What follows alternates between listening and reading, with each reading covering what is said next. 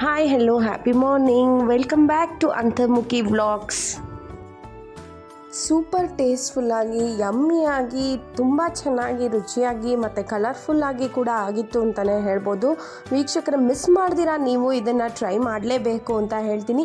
ಬನ್ನಿ, ತಡ ಮಾಡೋದು ಬೇಡ. ಈ ಟೇಸ್ಟ್ಫುಲ್ ಪುದೀನ ಬಾತ್ನ ಹೇಗೆ ಮಾಡೋದು ಅಂತ ನಾನು ನಿಮಗೆ ತೋರಿಸ್ತಾ ಇದ್ದೀನಿ. ಸೊ ಪುದೀನ 1 ಕಪ್ ತೊಗೊಂಡಿದ್ದೀನಿ, ಕೊತ್ತಂಬರಿ ಸೊಪ್ಪು 1 ಕಪ್ ತೊಗೊಂಡಿದ್ದೀನಿ ಸೊ ದಟ್ ಗ್ರೀನಿಶ್ ಬರುತ್ತೆ ಅಂತ. ಆಮೇಲೆ 2 ಇಂಚಿನಷ್ಟು ಶುಂಠಿ ತೊಗೊಂಡಿದ್ದೀನಿ ನಾನು.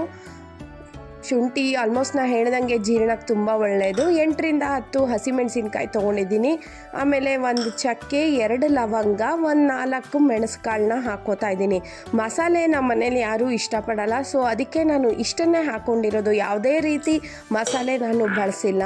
ಇಷ್ಟೇ. ಇದನ್ನು ರುಬ್ಬಿ ರೆಡಿ ಮಾಡಿ ನಾನು ಪಕ್ಕದಲ್ಲಿ ಇಟ್ಕೊಂಡೆ. ಆಮೇಲೆ 1 ಕುಕ್ಕರ್ ತೊಗೊಂಡು ಅದನ್ನು ಕಾಯಕ್ಕೆ ಇಟ್ಕೊಂಡೆ. ನೀವು ಅಷ್ಟೇ ವ್ಯೂವರ್ಸ್, ನಿಮ್ಮ ಮನೇಲಿ ಹಂಡಿ ಕುಕ್ಕರ್ ಇದ್ದರೆ ತುಂಬ ಒಳ್ಳೆಯದು ಅಂತಲೇ ಹೇಳ್ಬೋದು. ಈ ಬಾತ್ಗಳೆಲ್ಲ ಮಾಡೋಕ್ಕೆ ಈ ರೀತಿ ಕುಕ್ಕರ್ ತುಂಬ ಚೆನ್ನಾಗೇ ಆಗುತ್ತೆ, ಉದ್ರುದ್ರಾಗೆ ಆಗುತ್ತೆ. ಸೊ ಇದ್ದರೆ ಇದನ್ನೇ ನೀವು ಬಳಸ್ಕೊಳ್ಳಿ, ತುಂಬ ರುಚಿಯಾಗಿ ಆಗುತ್ತೆ. ನಾನು ಅದಕ್ಕೇ ಬಾತ್ ಮಾಡೋಕ್ಕೆ ಅಂತಲೇ ಇದನ್ನು ಎತ್ತಿಟ್ಬಿಟ್ಟಿದ್ದೀನಿ. ಸೊ 2 ಸ್ಪೂನ್ ತುಪ್ಪ, ಆಮೇಲೆ 2 ಸ್ಪೂನ್ ಎಣ್ಣೆ ಹಾಕ್ಕೊಂಡಿದ್ದೀನಿ ಇದಕ್ಕೆ. ನೀವು ಬೇಕಾದರೆ ಬರೀ ತುಪ್ಪನೇ ಹಾಕ್ಕೋಬೋದು ಒಗ್ಗರಣೆಗೆ. ನಾನು 2 ಸ್ಪೂನ್ ಎಣ್ಣೆ, ತುಪ್ಪ ಹಾಕ್ಕೊಂಡಿದ್ದೀನಿ. ಮತ್ತು ಒಗ್ಗರಣೆಗೆ ಸಾಸಿವೆ, ಜೀರಿಗೆ ಹಾಕ್ಕೊಂಡಿದ್ದೀನಿ. ಜೀರಿಗೆ ಹಾಕಿದ್ದೀನಿ ಒಗ್ಗರಣೆಗೆ.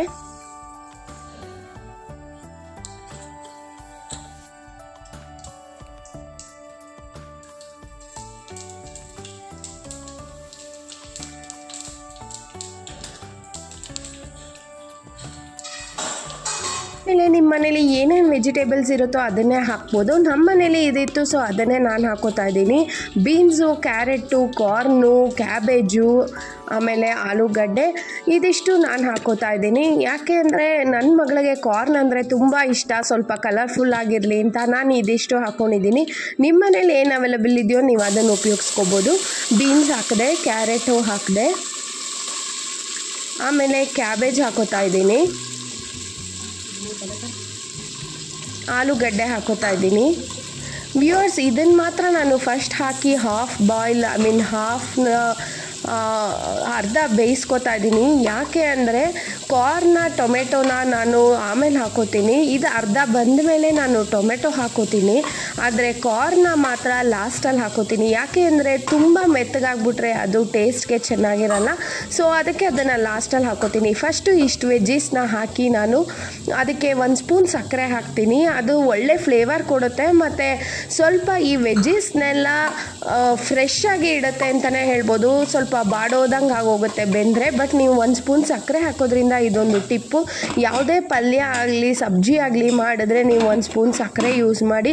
ತುಂಬ ಟೇಸ್ಟಿಯಾಗಿ ಮತ್ತು ವೆಜಿಟೇಬಲ್ಸ್ ಕೂಡ ಬಾಡೋದಂಗೆ ಆಗಲ್ಲ. ನೋಡಿ ವ್ಯೂವರ್ಸ್, ಆಲ್ರೆಡಿ ಈ ವೆಜಿಟೇಬಲ್ಸ್ ಅರ್ಧ ಬೆಂದಿದೆ. ಈಗ ನಾನು ಇದಕ್ಕೆ ಟೊಮೆಟೊ ಹಾಕೋತಾ ಇದ್ದೀನಿ.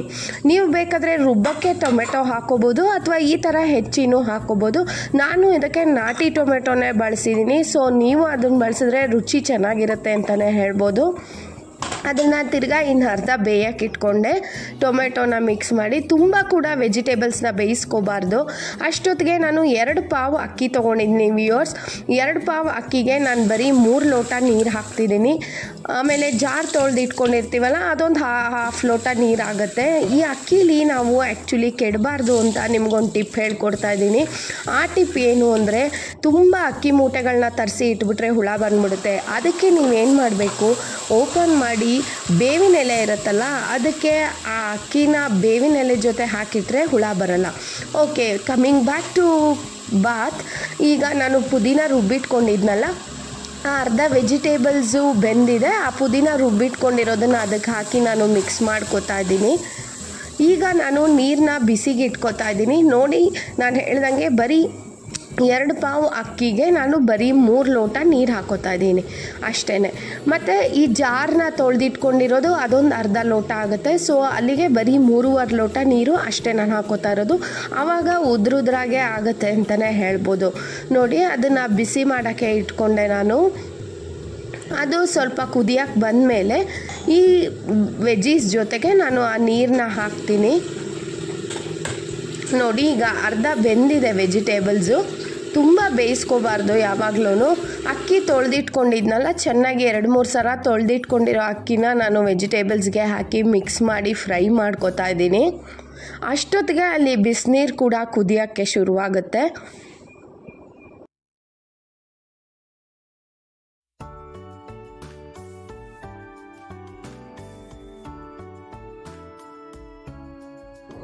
ಅಕ್ಕಿ ಹಾಕಿ ಸ್ವಲ್ಪ ಫ್ರೈ ಮಾಡ್ಕೋಬೇಕು ವ್ಯೂವರ್ಸ್.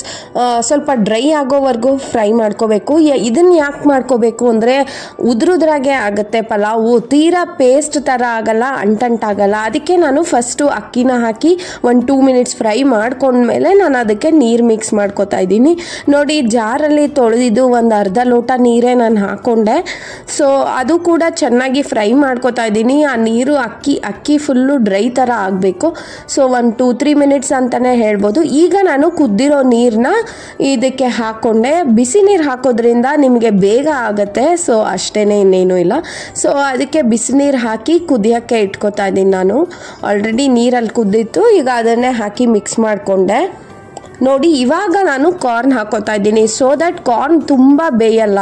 ಯಾವಾಗಲೂ ಅಷ್ಟೇ, ನೀವು ಏನೇ ಅಡುಗೆ ಮಾಡಿದ್ರು ವೆಜಿಟೇಬಲ್ಸ್ನ ಪೂರ್ತಿ ಬೇಯಿಸ್ಬಿಟ್ರೆ ಅದ್ರ ಸತ್ವ ಎಲ್ಲ ಹೊಟ್ಟೋಗುತ್ತೆ. ನೋಡಿ, ಈಗ ರುಚಿಗೆ ಕಲ್ಲುಪ್ಪು ಹಾಕೋತಾ ಇದ್ದೀನಿ. ನಾನು 1 ಹಿಡಿ ಕಲ್ಲುಪ್ಪನ್ನ ನಾನು ಹಾಕ್ಕೊಂಡೆ. ನೀವು ಅಷ್ಟೇ ರುಚಿಗೆ ತಕ್ಕಷ್ಟು ಉಪ್ಪು, ನಿಮ್ಮ ಟೇಸ್ಟ್ಗೆ ಎಷ್ಟು ಬೇಕೋ ನೀವು ಅಷ್ಟು ಉಪ್ಪನ್ನ ಹಾಕೋಬೋದು.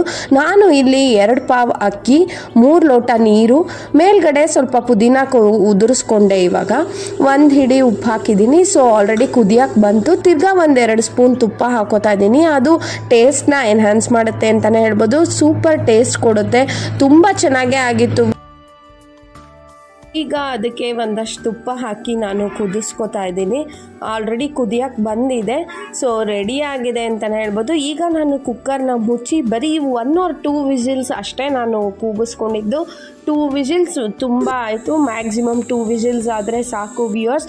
ಸಖತ್ ಟೇಸ್ಟಿಯಾಗಿ ಪುದೀನ ಬಾತ್ ರೆಡಿ ಆಗುತ್ತೆ. ಅಷ್ಟರೊಳಗೆ ಅದು ವಿಸಿಲ್ ಆಗೋ ಅಷ್ಟೊತ್ತಿಗೆ ಇಲ್ಲಿ ನಾನು ಸೌತೆಕಾಯಿನ ಹೆಚ್ಚಿಟ್ಕೊಂಡಿದ್ದೆ, ಕೊತ್ತಂಬರಿ ಸೊಪ್ಪನ್ನ ನಾನು ರಾಯ್ತಕ್ಕೆ ರೆಡಿ ಮಾಡ್ಕೋತಾ ಇದ್ದೀನಿ. ಮೊಸರು ರಾಯ್ತ, ಕರ್ಡ್ ರಾಯ್ತಕ್ಕೆ.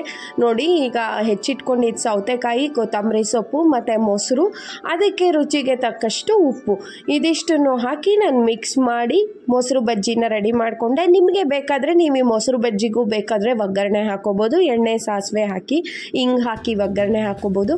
ನೋಡಿ, ಇಲ್ಲಿ ನಾನು ಒಗ್ಗರಣೆ ಹಾಕ್ಕೊಂಡಿನ. ನನಗೆ ಈ ಥರ ಟೇಸ್ಟೇ ಇಷ್ಟ ಆಗುತ್ತೆ ನನ್ನ ಮಕ್ಕಳಿಗೆ. ಸೊ ಇಷ್ಟೇ, ಮೊಸರು ಬಜ್ಜಿ ಕೂಡ ಅಷ್ಟೊತ್ತಿಗೆ ರೆಡಿ ಆಯಿತು. ಅದು ವಿಸಿಲ್ ಆಗೋ ಅಷ್ಟೊತ್ತಿಗೆ ಇನ್ನು ಮೊಸರು ಬಜ್ಜಿ ರೆಡಿ ಆಯಿತು. ಸೊ ನೋಡಿ ವ್ಯೂವರ್ಸ್, ಇಲ್ಲಿ ಈಗ ಕುಕ್ಕರ್ ಕೂಡ ವಿಸಿಲ್ ಆಯಿತು. ಬರೀ 1 or 2 whistle is more enough ಅಂತಲೇ ಹೇಳ್ಬೋದು. ಈಗ ಪಲಾವ್ ಕೂಡ ರೆಡಿ ಆಗಿದೆ. ಅದು ಕೂಲ್ ಆಗೋಕ್ಕೆ 5 to 10 ಮಿನಿಟ್ಸ್ ತೊಗೊಳುತ್ತೆ. ಸೊ ಕೂಲ್ ಆದಮೇಲೆ ನೋಡಿ ಓಪನ್ ಮಾಡಿದೆ ನಾನು. ಎಷ್ಟು ಕಲರ್ಫುಲ್ಲಾಗಿ ಯಮ್ಮಿ ಆಗಿತ್ತು ಅಂದರೆ ನೀವೇ ನೋಡಿ, ಸಖತ್ ಟೇಸ್ಟಿಯಾಗಿ ಆಗಿತ್ತು. ಬರೀ ನೋಡೋದಲ್ಲ, ನೀವು ಮಾಡಲೇಬೇಕು. ಫುಲ್ಲು ಟೇಸ್ಟಿಯಾಗಿ ಯಮ್ಮಿಯಾಗಿ ಮನೇಲಿ ಏನಿರುತ್ತೋ ಅದರಲ್ಲೇ ಮಾಡ್ಬೋದು. ನೀವು ಯಾವ ವೆಜಿಟೇಬಲ್ಸ್ ಇರುತ್ತೋ ಅದನ್ನೇ ಯೂಸ್ ಮಾಡಿ.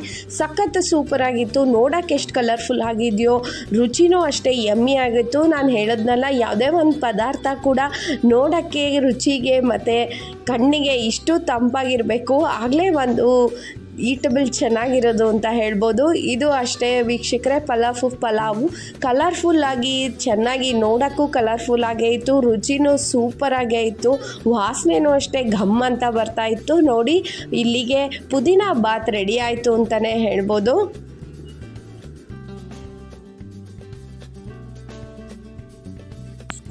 ವಿತೌಟ್ ಆನಿಯನ್ ಗಾರ್ಲಿಕ್ ಅಂದರೆ ಈರುಳ್ಳಿ ಬೆಳ್ಳುಳ್ಳಿ ಇಲ್ದಿರನೂ ರುಚಿಯಾಗೆ ಮಾಡ್ಬೋದು. ವ್ಯೂವರ್ಸ್, ನೀವು ಮನೆಯಲ್ಲಿ ಟ್ರೈ ಮಾಡಿ.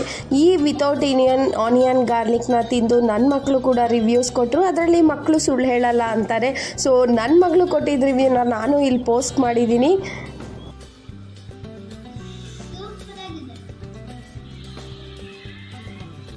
ಸೊ ನೀವು ನಿಮ್ಮ ಮನೇಲೇ ಮಾಡಿ, ನಿಮ್ಮ ಮಕ್ಕಳಿಗೆ ಕೊಡಿ, ಖುಷಿ ಪಡಿಸಿ ಅಂತ ಹೇಳ್ತಾ ಈ ವ್ಲಾಗ್ನ ನಾನು ಇಲ್ಲಿಗೆ ಮುಗಿಸ್ತಾ ಇದ್ದೀನಿ.